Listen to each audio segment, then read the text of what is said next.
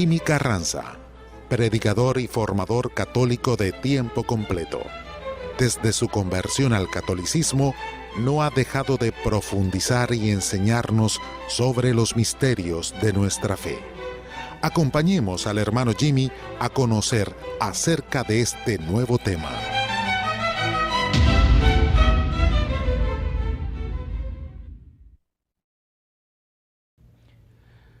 Cuando la persona humana decide formarse, crecer verdaderamente en el plano humano, necesita establecerse metas, es decir, los lugares a los que quiere llegar dentro de su propia formación. No es coincidencia que la palabra meta en inglés sea goal, porque es el objetivo que en el mundo del deporte buscan 11 jugadores, alcanzar un gol, una meta. La vida cristiana también supone el alcance de goles, de metas, que nos permiten verificar cuánto hemos crecido. Yo recuerdo que cuando hice mi primera comunión, tenía quizás unos 10 o 12 años, no recuerdo, estaba en la catequesis y yo no estaba como muy dispuesto. Había ido pues porque mi mamá me había mandado, me había obligado, pero no estaba así como muy contento. Recuerdo que la monjita que me enseñaba el catecismo pues estaba decepcionada conmigo porque días antes de la primera comunión pues yo no me había aprendido nada, no me había aprendido ninguna oración, no le había puesto interés. Y recuerdo que ella me dijo, me motivó mucho, fue una monja lindísima que me motivó y me dijo que si yo no me aprendía esas oraciones, pues yo no iba a hacer la primera comunión. Pero su motivación en mí fue tan alta que recuerdo que en una semana me aprendí todas las oraciones habidas y por haber que se tienen que hacer para la primera comunión. El Padre Nuestro, la Salve, el Ave María, el Credo, el Yo Pecador, todas esas. Pero curiosamente una semana después se me habían olvidado. Sí, solo fue recordarlas en el momento y se me olvidó totalmente. Ahora, por supuesto, ya todas esas oraciones las conozco, pero no solo porque las he memorizado, sino porque de alguna manera son parte de mi vida. La meta de la vida cristiana no solamente es memorizar aspectos de la cultura o de la doctrina cristiana, sino verdaderamente vivirlas. Por eso, en este programa vamos a hablar de las 8 metas que tenemos o debemos desarrollar para la vida cristiana de funcionamiento pleno. Hermanos, soy Jimmy Carranza, bienvenidos a un programa más de ¿En qué creemos los católicos?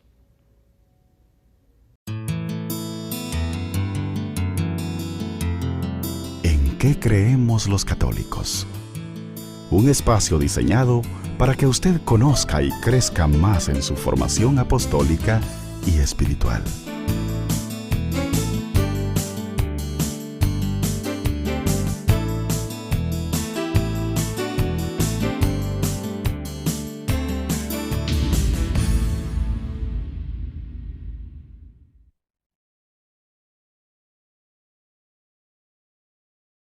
La libertad busca la verdad.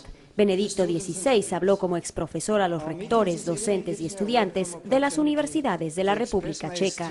En el discurso, Benedicto XVI subrayó que el desafío del conocimiento es ponerse al servicio de una verdadera formación humana integral que contraste con la fragmentación del saber. Pasada la época de los totalitarismos, hoy el mundo del saber es desafiado por presiones de grupos de interés que quieren objetivos pragmáticos y utilitaristas. Es necesario, por lo tanto, introducir una auténtica obra de formación humana integral y superar la fractura entre la ciencia y la religión, una comprensión de la razón que apaga el divino, que relega a las religiones al reino de las subculturas, es incapaz de entrar en este diálogo de las culturas de las cuales nuestro mundo tiene tanta necesidad. La confianza en la capacidad humana de buscar la verdad, de encontrar la verdad y vivir de acuerdo a ella, llevó a la fundación de las grandes universidades europeas, reafirmando Afirmarlo es importante, observó el Papa, para dar al mundo intelectual el ánimo necesario para el desarrollo de un futuro de auténtico bienestar, un futuro verdaderamente digno del hombre.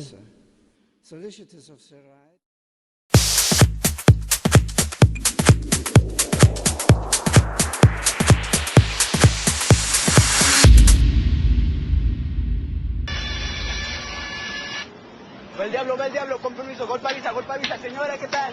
Va el diablo. Carísimo. No, Marchanta. Además está todo magullado, mire nada más que horrible. Ándele, deme 1 kilo. ¿Va a querer calabaza? Lo que necesito es aguacate, pero todo está como para hoy. Mejor deme 1 kilo de limón, pero que sea 1 kilo, no como su vecino, que los da de 800 gramos. ¿Qué pasó? ¿Cuánto va a ser? Son 28. Pobres. Gracias, Marchanta. Oiga, me dio mal el cambio. ¿Cómo va a ser? Fíjese bien, se le ha de haber caído por ahí. Digo que me lo dio mal, cuéntele. Le di de más. Híjole, Marchantita, muchas gracias. Mire, su pilón. Gracias. ¿Y tú? A ver si ya arreglas esa báscula. Nomás andas de tranza. Los valores. Pero, ¿qué es un valor? El valor es un bien. Y un bien es lo que mejora a la persona, como un mal es lo que destruye a la persona. Por eso la salud, el arte y la honestidad nos mejoran, y los virus, el mal gusto o la mentira, nos destruyen. Pero hay un dato curioso en la vida de los seres humanos.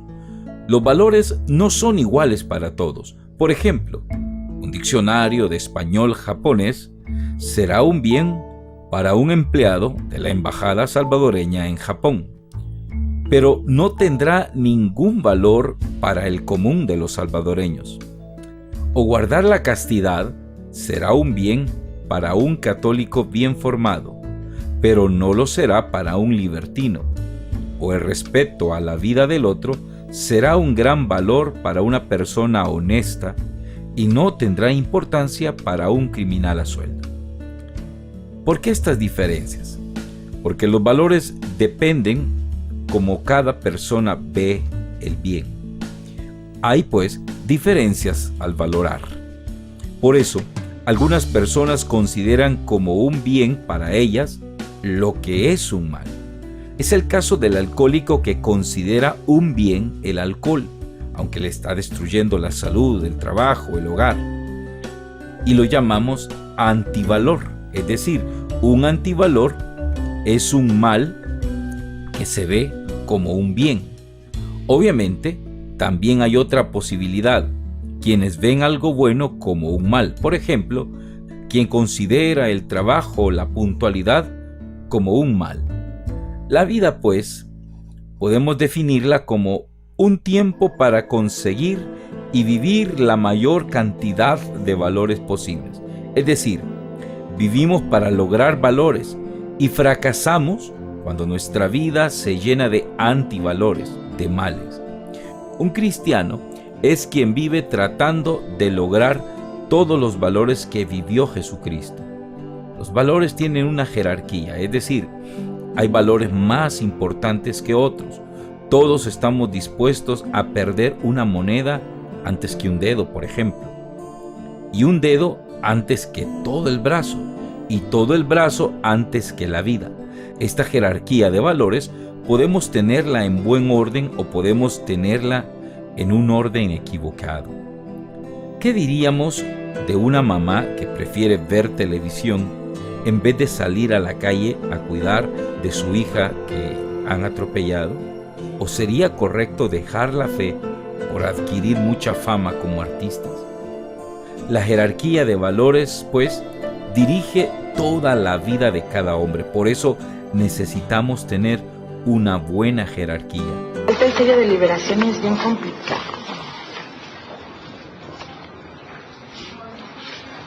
Ahora que si quieres te puedo ayudar. No vamos a hacer las cosas como se deben. Ah, perfecto. Entonces tienes que pasar a la ventanilla 14, ahí te van a dar tu número de folio para que lo puedas bajar de internet. Después tienen que ponerte el sello nominal y la firma gestorial. Después me tienes que traer tus papeles con 3 copias. Una de ellas tiene que venir certificada por oficialía de partes. Ahí junto al informe. Después pasas conmigo y ya te pongo el sello definitivo.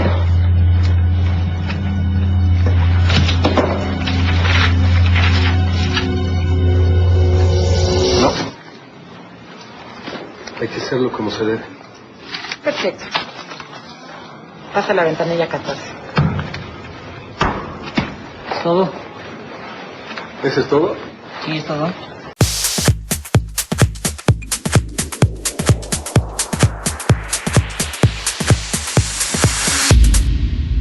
Segunda meta que debemos de desarrollar, las motivaciones. Es importante que los cristianos rechacemos la desmotivación. Evidentemente en la vida cristiana ocurren cantidad enorme de episodios y situaciones que tienden a desmotivarnos. La pérdida de un ser querido, el fracaso en una vida académica, el despido de un trabajo, la quiebra económica, en fin, existen muchos factores que pueden conducirnos a la desmotivación. Pero este es el kit de la vida cristiana, el automotivarnos, que aunque las cosas no van muy bien, debemos de poner siempre cara positiva a todas estas realidades de la vida. Por eso, Abraham Maslow, que fue el precursor de la psicología humanista o uno de los precursores de la psicología humanista, desarrolló lo que él llamaba la teoría de las motivaciones. Él sostenía que una persona que no estaba motivada estaba propensa al estancamiento y consecuentemente a la destrucción. Es como el agua, si el agua no está en constante movimiento, se estanca, se llena de parásitos, se arruina, se atrofia. Por eso la vida del cristiano debe estar en constante motivación. Y él establecía el círculo de las motivaciones, empezando primeramente por el deseo. El deseo genera la acción la satisfacción y la satisfacción el deseo. Y ahí se cierra el círculo de las motivaciones.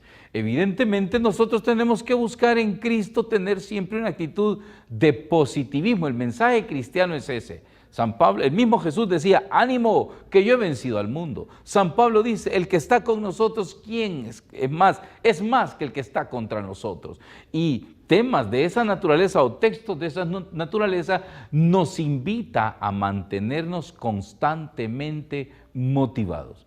El cristiano tiene que decir no a la desmotivación y mantenerse con un sí permanente al estado de automotivación.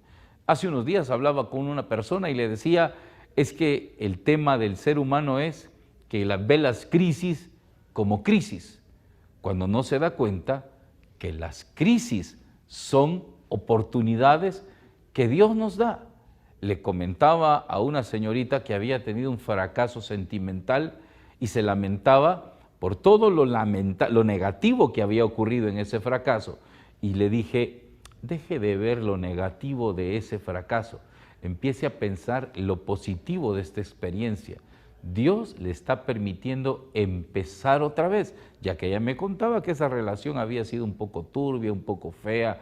Entonces le decía, Dios está permitiendo que usted empiece otra vez de una mejor manera, reordenando su vida. Si esta persona se portó mal, ahora que usted era su novia, imagínese si se hubiera portado mal ya siendo esposos y teniendo familia, hubiera sido desastroso. Pues gracias a Dios ocurrió ahora, y ahora Dios te está dando una nueva oportunidad. Cada crisis que la vida nos presenta es una nueva oportunidad y tenemos que verlo así. No son fracasos. Yo soy de las personas que sostengo, y así le digo a mis hermanos de mi apostolado, nunca perdemos, jamás. Aunque aparentemente perdemos cosas, perdemos algo, siempre ganamos, aunque sea experiencia.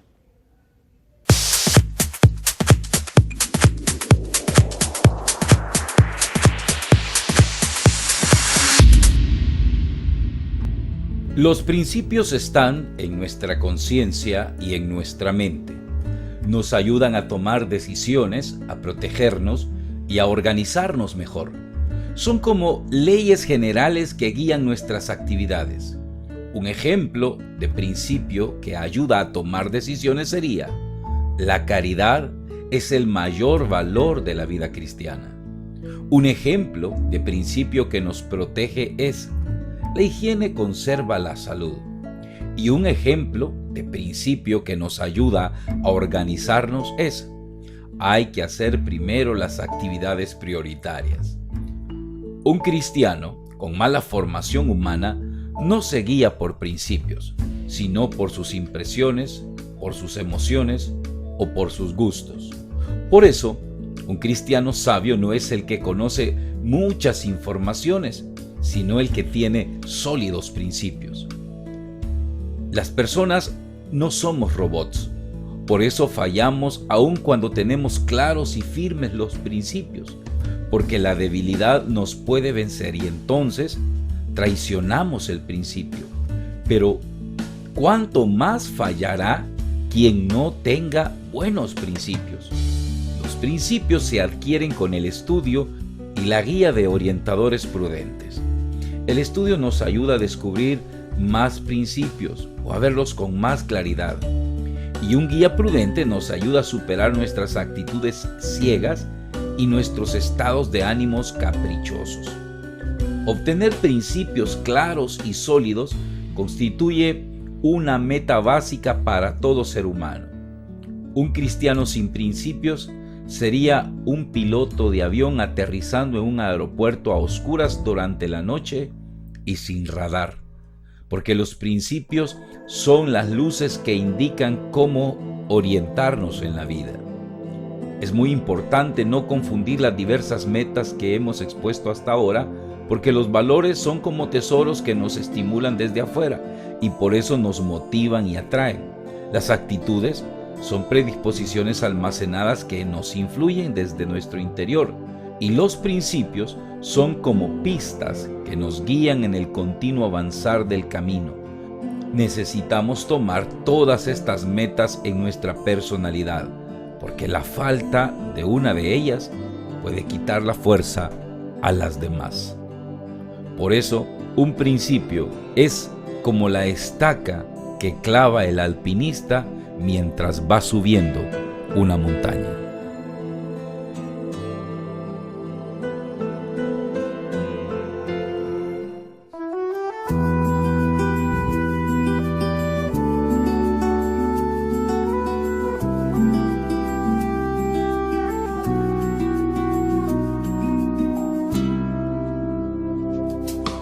A nadie pido que crea todo lo que digo, no soy un oráculo.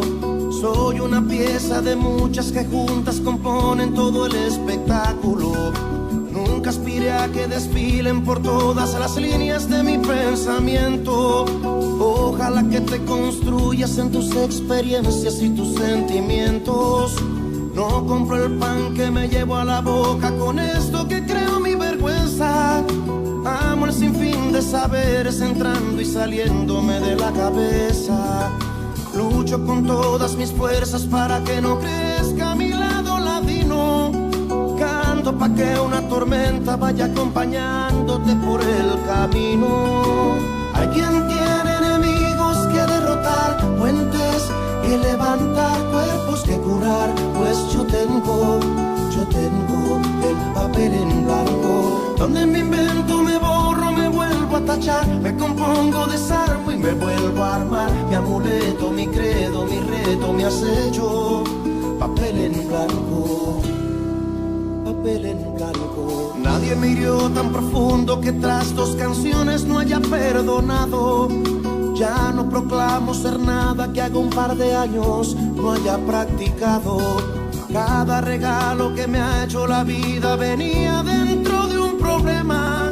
Pades y patadas que honran y loas que a veces queman. La soledad me acompaña, pero entre proyectos casi nunca crece el pegamento de las almas, los comunes intereses. Nunca le he pedido a Dios, pues nos dio bastante si es que me está oyendo.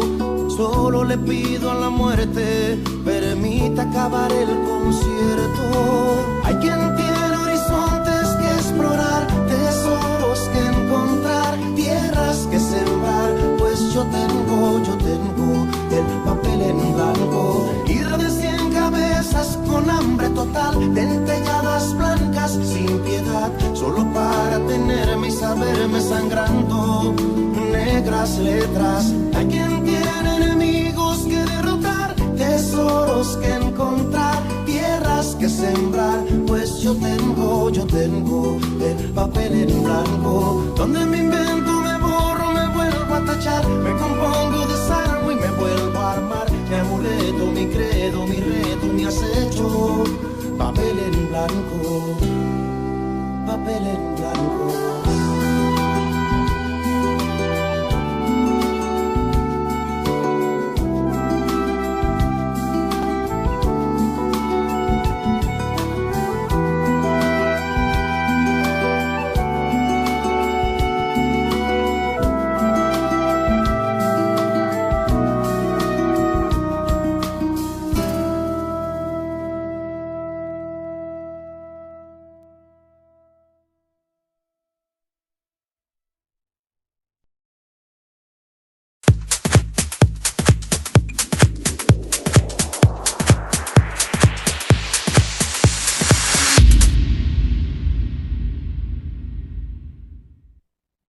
Las actitudes, a diferencia de las aptitudes son capacidades, las actitudes son respuestas a los estímulos que tenemos.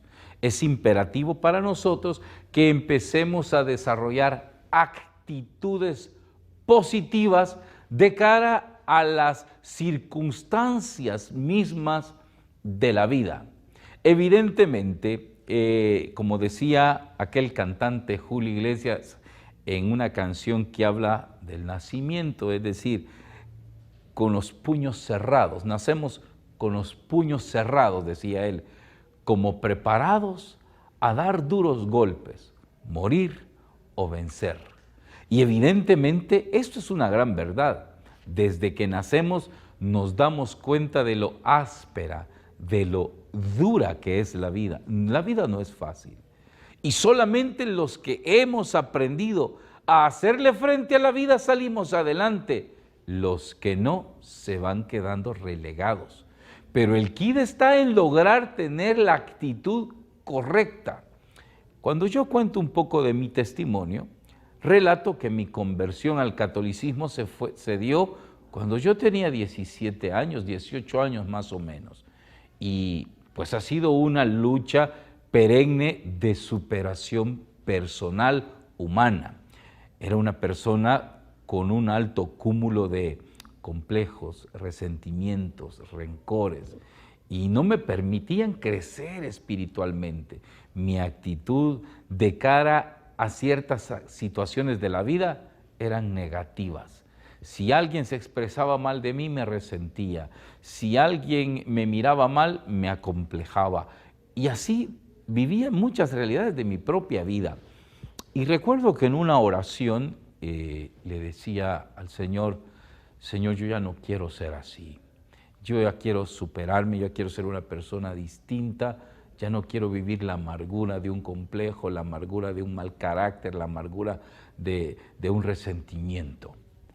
Y el Señor pues me concedió la gracia de su Espíritu Santo, su favor, y a través de ese favor pues también uní mi esfuerzo personal y empecé a trabajar en cada una de esas áreas negativas que había en mi vida. No las he superado todas, no soy una persona perfecta, todavía tengo cantidad enorme de defectos, pero muchos de aquellos defectos que me incapacitaban, que me imposibilitaban desarrollarme como persona y como cristiano, fueron superadas, fueron anuladas. Y ese es el mensaje que yo quiero transmitir a mis hermanos en una predicación, en una enseñanza, que no se queden relegados a las actitudes negativas y quedarse suprimidos a ellas. Siempre estamos llamados a superarnos, a ser mejores personas, a crecer en todas aquellas áreas a las que el Señor nos permite o nos llama a crecer. Es no permitido disponernos a las actitudes negativas. San Pablo, en una de sus cartas, dice: no se acomoden al mundo presente, más bien cambien su manera de pensar y cambiará su manera de vivir. El cambio de la actitud supone también un cambio de mentalidad, que cuando se ocurre ese cambio, ocurren al mismo tiempo transformaciones en la periferia de nuestra vida. ¿Por qué? Porque empezamos a ver la vida de manera diferente. Hay personas que conozco que se mantienen en una actitud negativa y son aquellos que dicen hechura y figura hasta la sepultura y viven sumidos en complejos, en resentimientos, en rencores, odios, discordias, etc. Por eso, la actitud del cristiano siempre debe ser una actitud positiva. Venimos al mundo a ser felices. Otra manera de decirlo es a estar bien. Y si esa es la razón por la que venimos al mundo, entonces el tema del bienestar es el más importante en nuestra vida. Algunas personas piensan que el bienestar es simplemente la ausencia de dolor o enfermedad. La realidad es que el bienestar es mucho más que eso. Pero al igual que otros temas como el de la alimentación, las relaciones interpersonales y el dinero, se nos enseña lo mínimo acerca del bienestar tanto en la casa como en la escuela. Hay 5 dimensiones humanas que están interrelacionadas. Si tu salud desmerece en alguna de ellas, las demás pudieran verse afectadas.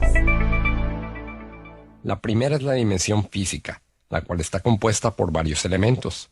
El primero de ellos es la salud. No tienes por qué enfermarte, si acaso una vez al año, y si te enfermas, debes recuperarte rápidamente, en 1 o 2 días. ¿Cómo estás de salud? ¿Tu sistema inmunológico está realmente fuerte? ¿Con qué frecuencia te enfermas? Cuando te enfermas, ¿te recuperas rápidamente? ¿Cómo está tu nivel de energía? ¿Es alto, medio o bajo? ¿Cómo está tu nivel de fuerza? Un indicador de fuerza es que puedas hacer 20 lagartijas en 1 minuto. Las mujeres apoyando las rodillas en el piso, los hombres no. Si estás por debajo de este parámetro, te hace falta fuerza. ¿Tienes suficiente capacidad aeróbica? ¿Puedes caminar a paso veloz, correr, patinar o nadar durante media hora o más? ¿O sientes que te hace falta el aliento a los pocos minutos de hacer ejercicio? ¿Tienes la suficiente elasticidad como para tocar el piso con la palma de tus manos sin flexionar las rodillas? Tu figura. ¿Sobresale tu pecho sobre el vientre o viceversa? Tu postura. ¿Es erguida o te jorobas? Tu alimentación. ¿Es sana? ¿Seleccionas alimentos de calidad? ¿Tomas suficiente agua todos los días? Otros elementos sobre los cuales vale la pena reflexionar son tu apariencia, si tienes o no vicios, si descansas bien todos los días y el nivel de estrés que hay en tu vida. Y esta es la dimensión física.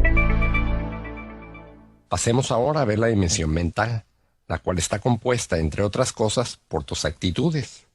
¿Eres una persona optimista o pesimista? ¿Alegre o angustiada? ¿Alentadora o desalentadora? Tus aptitudes, con P. ¿Qué tan apto eres para prosperar? ¿Las habilidades que tienes están en demanda? ¿Cómo te comparas contra otros que hacen lo que tú? ¿Sobresales o eres una persona promedio? Tu capacidad de enfoque. Cuando se te encomienda la realización de alguna tarea, ¿te mantienes enfocado y concentrado hasta que la terminas? ¿O te distraes fácilmente y con frecuencia? Tu nivel de lucidez. ¿Eres claro en tus razonamientos y expresiones? ¿Captas con rapidez las ideas? ¿O te tienen que repetir las cosas varias veces? Tu nivel de cultura. ¿Qué tan amplios son tus conocimientos? La tercera dimensión es la social emocional. En realidad son 2, pero las juntan porque son muy similares. Aquí están los diversos roles que juegas en la sociedad. Cuando naces, viendo el árbol genealógico hacia abajo, te conviertes en hijo y posiblemente en nieto y sobrino de alguien. Hacia los lados, hermano, primo, amigo, cónyuge, colega y ciudadano. Y hacia arriba, padre, tío y abuelo. ¿Eres el hijo que siempre has querido ser? ¿El cónyuge que siempre has querido ser? ¿El padre que siempre has querido ser? ¿O te quedas corto en algún aspecto? ¿Tus relaciones interpersonales son sanas o vives en conflicto? Y si son sanas, ¿son enriquecedoras? Puedes tener relaciones sanas, pero que no necesariamente te aportan mucho.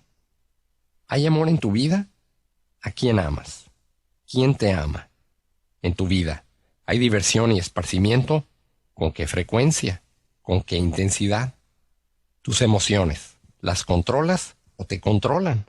¿Haces lo que te gusta o lo que te conviene? ¿Cumples cabalmente con tus derechos y obligaciones cívicas? ¿Eres de las personas que tiran basura en la calle o esperas hasta encontrar un basurero para depositar la basura en su lugar? La siguiente dimensión es la espiritual, la cual está compuesta por aquellas actividades o valores que de alguna u otra forma retroalimentan tu espíritu y te ayudan a llenarte de paz y fortaleza para ir más allá de tus limitaciones físicas, mentales, sociales, emocionales o económicas, limitaciones que con frecuencia definen tu condición humana. Para las personas creyentes, una fuente muy importante de paz interior y fortaleza es su fe en Dios. Y para los no creyentes, el altruismo, es decir, hacer el bien sin mirar a quién. Un indicador de tu nivel de fortaleza es la integridad. ¿Eres una persona que hace lo que dice y dice lo que haces? ¿O eres de los que dicen una cosa, pero haces otra?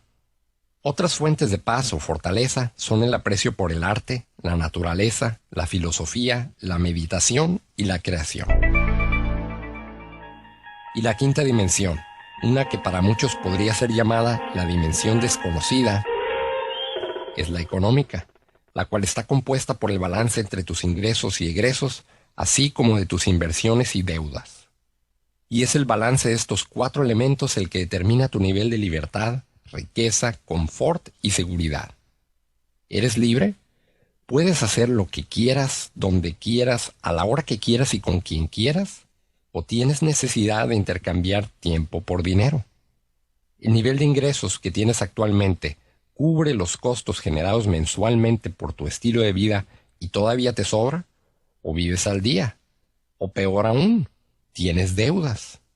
¿El estilo de vida que tienes actualmente es realmente el que te gustaría tener o aspiras a más? Si por algún motivo llegases a faltar, ¿tu familia estaría protegida? Y estas son las 5 dimensiones humanas: física, mental, social, emocional, espiritual y económica.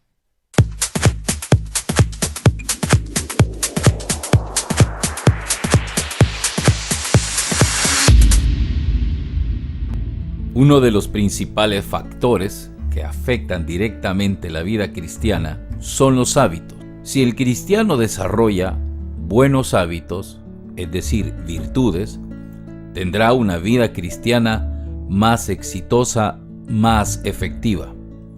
Pero si por el contrario, lo que cultiva son malos hábitos, es decir, vicios, pues la vida cristiana de esa persona será menos eficiente y por supuesto tendrá peores resultados. Los hábitos son una forma constante de comportarse siempre del mismo modo y se adquieren por la repetición de actos. Por ejemplo, un cristiano procurará dormirse o acostarse temprano porque sabe que tiene que hacer sus oraciones, o por la mañana levantarse temprano también para realizarlas. Los hábitos se adquieren haciendo un mismo acto muchas veces por mucho tiempo. ¿Cómo lograremos la habilidad para tocar guitarra, aprender un nuevo idioma, mantener una dieta o alcanzar un título en la cancha? Repitiendo muchas veces unos ejercicios. La formación humana y cristiana tiene su base fundamental en la constancia para adquirir hábitos.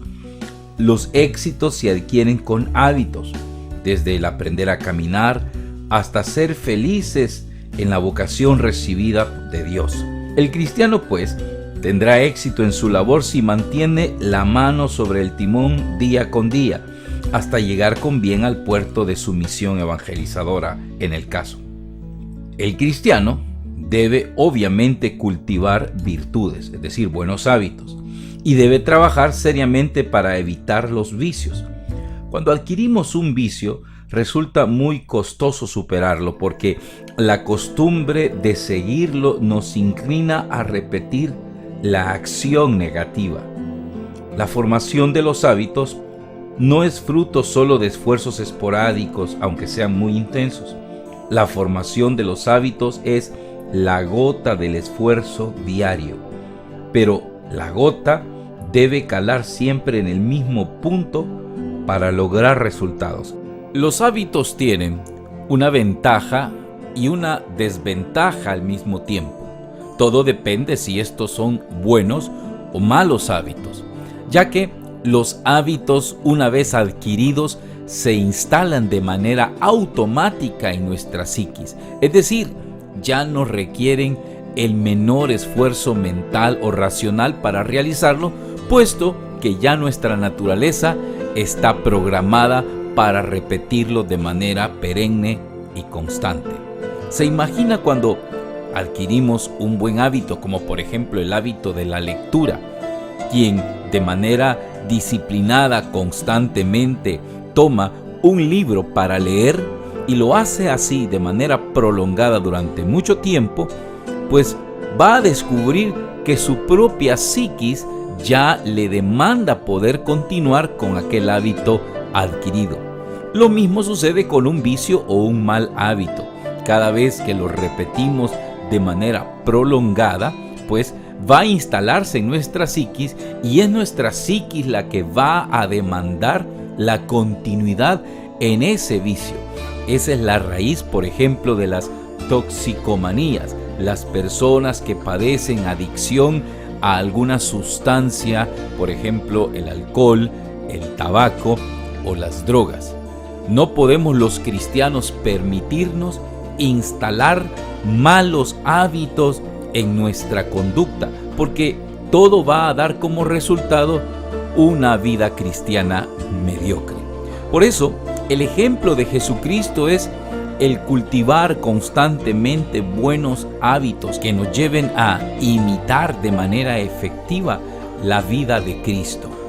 No podemos abandonar los buenos hábitos. Al contrario, la meta de todo cristiano es desechar, ir cortando y reprimiendo los malos hábitos y trabajar en la búsqueda y adquisición de nuevos hábitos que le permitan desarrollar una vida cristiana altamente eficiente. Por ejemplo, ¿qué podemos hacer para adquirir buenos hábitos? Primero que nada, percibirlos, darnos cuenta qué hábitos tienen otras personas a las que admiramos mucho y queremos imitarles. Por ejemplo, un joven que padece de obesidad, en vez de estarse lamentando porque es obeso, debería de empezar a desarrollar el hábito de la dieta y del ejercicio de manera constante. Obviamente, al principio esto le resultará un tanto difícil, pero con el correr del tiempo va a descubrir que, gracias al esfuerzo cotidiano, el hábito del ejercicio, de la dieta, empezará a dar los resultados esperados. Y por supuesto, esta persona se llenará de mucha satisfacción.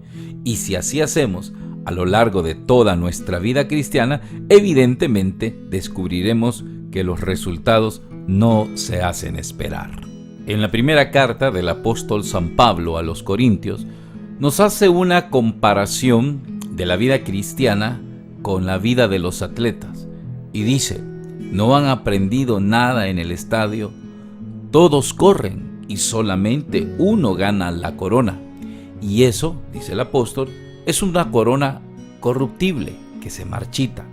Nosotros, en cambio, nos invita San Pablo, debemos correr de manera que consigamos la corona. Pero nuestra corona no es una corona que se marchita, sino que es una corona que nos canjea no solamente una vida más exitosa, sino que también la vida eterna, ya que este es el pago justo y merecido para todos aquellos que trataron de llevar una vida con verdadero sacrificio, en la adquisición de los buenos hábitos. Por supuesto, los hábitos no se adquieren de manera fácil, siempre requieren una cuota de esfuerzos para adquirirlos.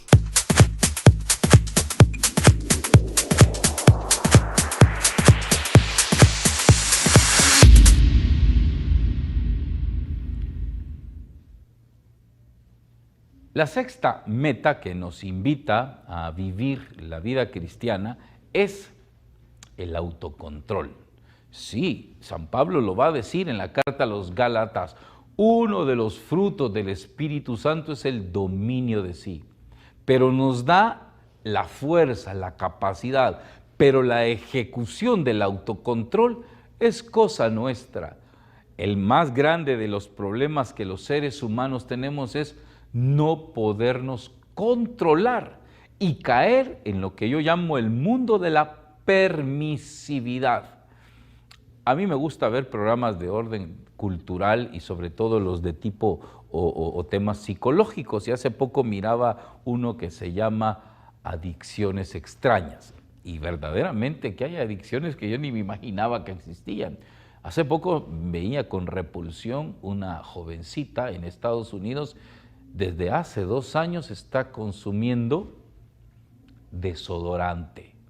Sí, ella todos los días, según relataba ahí el documental, ingiere media barra de desodorante, de ese de rolón, de spray o del otro de crema, lo raspa con la tapadera y luego se lo come. Pues claro, a nosotros nos resulta grotesco. Cuando se le preguntaba en la entrevista por qué lo hacía, ella decía que tenía una sensación placentera sentir cómo el desodorante se deshacía en su boca, y desde hacía 12 años consume media barra de desodorante diaria.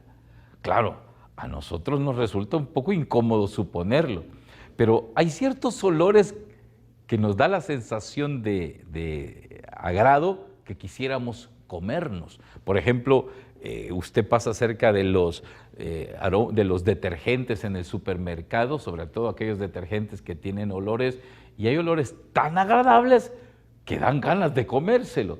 Pero hay una realidad mental que nos dice, alto, eso no es comida, y automáticamente nos suprimimos y decimos, no lo hacemos. Por tanto, estamos bajo control. Pero ¿qué pasó con esta señorita? Un día esta señorita sintió el olor, le resultó agradable y la mente le dijo, un pensamiento intruso, como se diría en psicología, le dijo, cómetelo. Y se lo permitió. Y cuando se lo permitió, le agradó y se instaló en su vida como una adicción. Es que ahí está el problema, en que vivimos permitiéndonos cada cosa que el cuerpo nos pida. Los hermanos Díaz cantaban aquella canción que decía, dale a tu cuerpo alegría, Macarena, dale a tu cuerpo alegría y cosa buena. Es decir, dale a tu cuerpo lo que tú quieras, dale a tu cuerpo lo que te pidas. Y estas personas viven vidas fuera de control. Aquella persona que un día se tomó por primera vez un trago, una cerveza, dijo, esto es rico y esto yo lo domino. Pero ahora esa persona deambula por las calles en harapos, sucio, mendigando, pidiendo dinero para seguir consumiendo droga o alcohol. ¿Quién dominó a quién? Aquella persona que no se controló terminó siendo controlada. En un matrimonio, cuando uno empieza, se lleva la relación de la manera más linda, y a veces cuando nos enojamos con nuestra pareja, decimos, no la voy a insultar, no la voy a dañar, porque hay una barrera que nos tiene bajo control. Pero de repente hacemos un lado la barrera y empezamos a decir insultos, a gritar, a ofender, y luego eso se nos hace hábito. Esa persona perdió el control. ¿Cuál es la consecuencia? El destrozo de su matrimonio. Por eso, la primera actividad que el cristiano, o una de las metas más bien que los cristianos debemos de tener, es tener nuestra vida bajo control.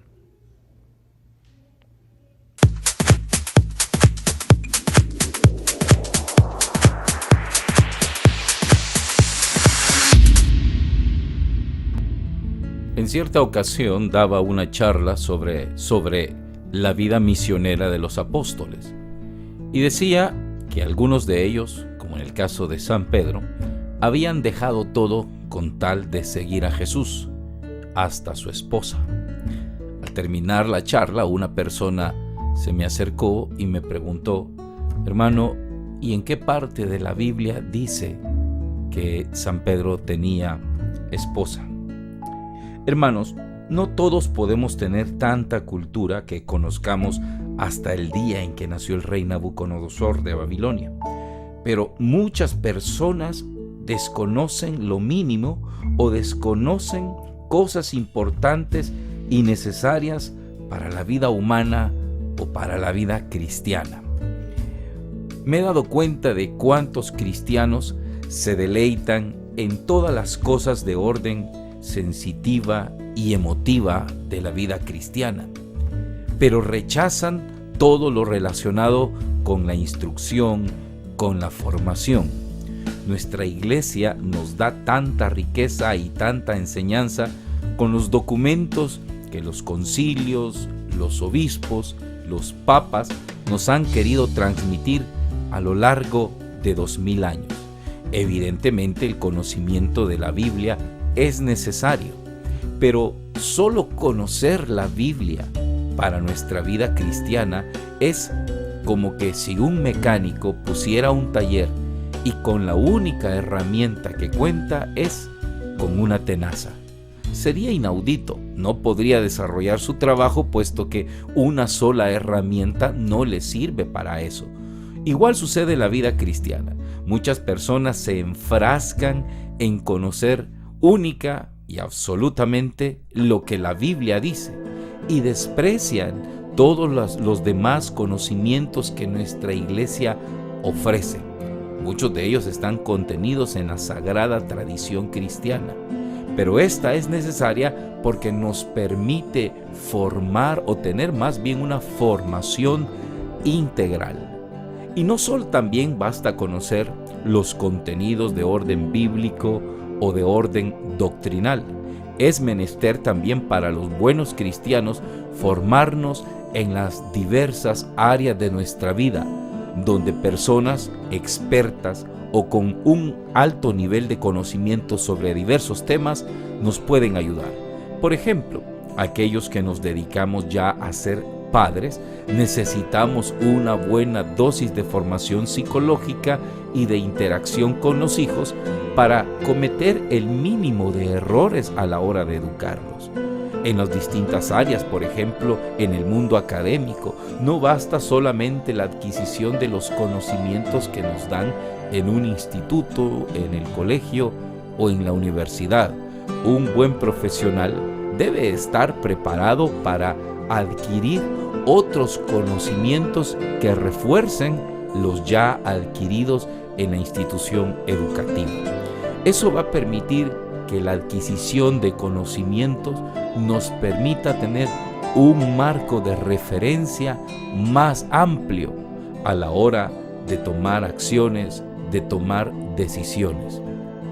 Cuando me ha tocado de alguna manera aconsejar o atender a alguna persona con algún tipo de conflicto, generalmente la frase que normalmente expresan es: hermano, no sé qué hacer, no sé qué decir, no sé dónde ir. La incertidumbre o la inseguridad que manifiestan es una muestra clara de la ausencia de conocimientos que no le permiten tomar decisiones adecuadas para sus propias vidas.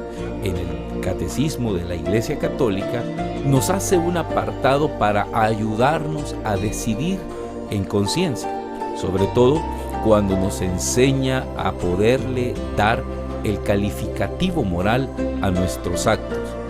Algunas personas se basan solamente en decir: si lo que vas a hacer te da paz, entonces viene de Dios, desconociendo totalmente los criterios que sustentan la moralidad de los actos humanos, como el objeto, el fin y las circunstancias, que son los tres elementos que el Catecismo de la Iglesia Católica nos enseña para poder actuar según nuestra conciencia, pero de manera correcta y efectiva.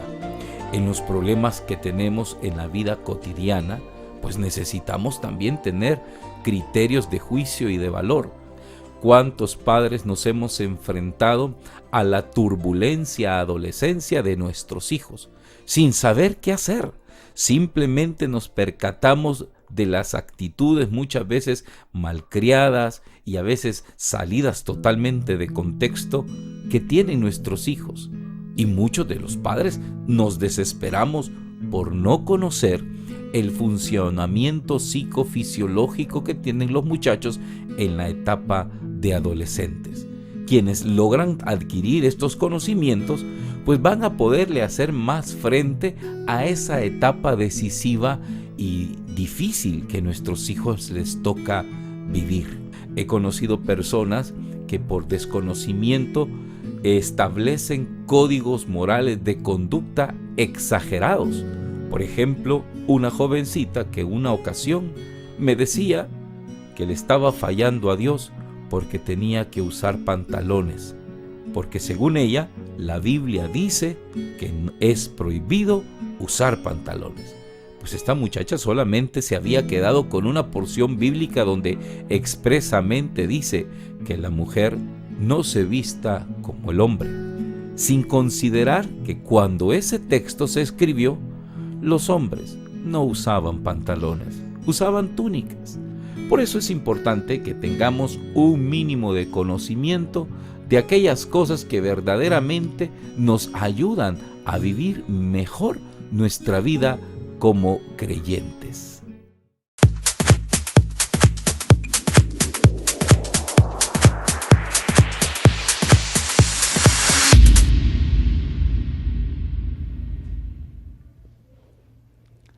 Octava meta, la superación.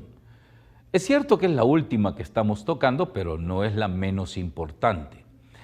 La superación es para mí la tropicalización del término griego metanoia, de la que Cristo nos hablaba. Jesús, en su discurso inaugural, hacía esta invitación: conviértanse, porque el reino de los cielos ha llegado. San Juan Bautista decía: conviértanse, porque el reino de los cielos está cerca.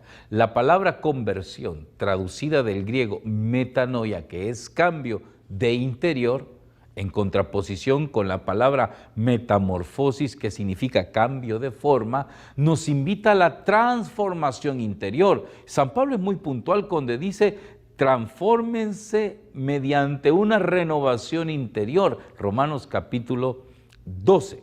Pero esta transformación que nos lleva a la santificación, yo quiero tropicalizarla, llevarla al siglo XXI, porque de repente, pues como que nos queda grande la camiseta de la santidad, y algunos pues al ver un reto tan grande deciden pues abandonarlo. Es de más, ¿yo cómo voy a ser santo? Eso solo está reservado para algunas personas. No, mi hermano.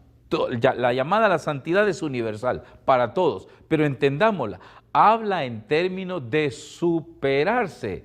Tomás de Kempis, en su libro La imitación de Cristo, nos enseña que si nosotros nos superamos a diario de un pecado, pronto seremos santos. Palabras que hacía eco Monseñor José María Ligorio al invitarnos a la transformación constante para alcanzar la santidad. Esto nos invita a poder lograr transformar nuestra vida de un estadio inferior a un estadio superior. ¿Qué significa? Si una situación nos tiene deprimidos, abatidos, en una situación deplorable, pues estamos llamados a abandonar esa situación y buscar una superación de tal situación. Ese es el secreto de contemplar la resurrección de Cristo. La resurrección de Cristo no solo implica volver a la vida, sino levantarse de abajo como el ave fénix, que resurge de entre de las cenizas. Por eso, para los americanos, la palabra resurrección no se traduce de resurrection, sino del verbo to rise, que significa elevarse del estado bajo. Eso significa to rise. Resurrección es to rise en inglés. Y a mí me encanta cómo lo traducen, porque la resurrección implica eso, un sobreponerse, un resurgir de en medio del dolor, de en medio de la crisis, de en medio de la vaciedad. De ahí, todos hemos pasado, hermanos, etapas difíciles, graves, pero estamos llamados a no quedarnos ahí, sino a superarlos. Superarnos de un fracaso, superarnos de una pérdida del trabajo, superarnos de un luto. Alguna vez me ha tocado aconsejar personas que les toca vivir luto. Hace unos meses hablaba por mi página de Facebook con una persona que tenía en luto 8 años por el fallecimiento de su madre. Me contaba lo dramático y duro que fue la muerte de su madre. Ella murió en un accidente de tránsito y como ella me lo planteaba, pues es traumático, debe serlo, y lo entiendo. Pero eso no quiere decir que iba a estar 8 años en luto. Era demasiado y se estaba destruyendo porque ella ya no había disfrutado la belleza de la vida por estar recordando el dolor de la muerte de su madre fallecida. Hermanos, no quiere decir que no suframos por nuestros seres queridos, pero la llamada del cristiano es a superarnos. Ok, se murieron, ya se fueron, y esperemos en Dios que estén con Él. Eso nada más nos queda, pero la vida continúa y tenemos que seguir trabajando para que nuestra vida sea cada día mejor. Queridos hermanos, soy Jimmy Carranza y recuerde, somos la iglesia que Cristo fundó, somos la Iglesia Católica.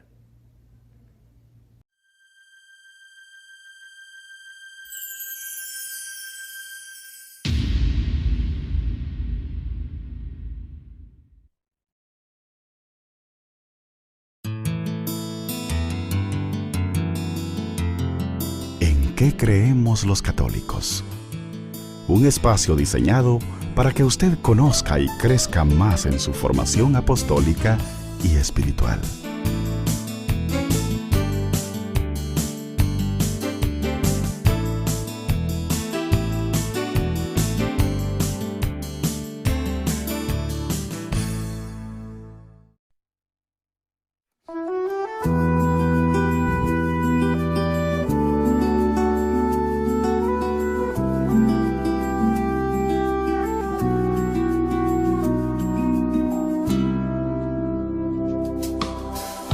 Pido que crea todo lo que digo, no soy un oráculo, soy una pieza de muchas que juntas componen todo el espectáculo.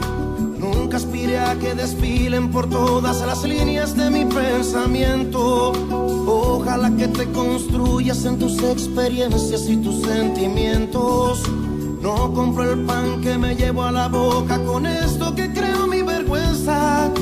Amo el sinfín de saberes entrando y saliéndome de la cabeza.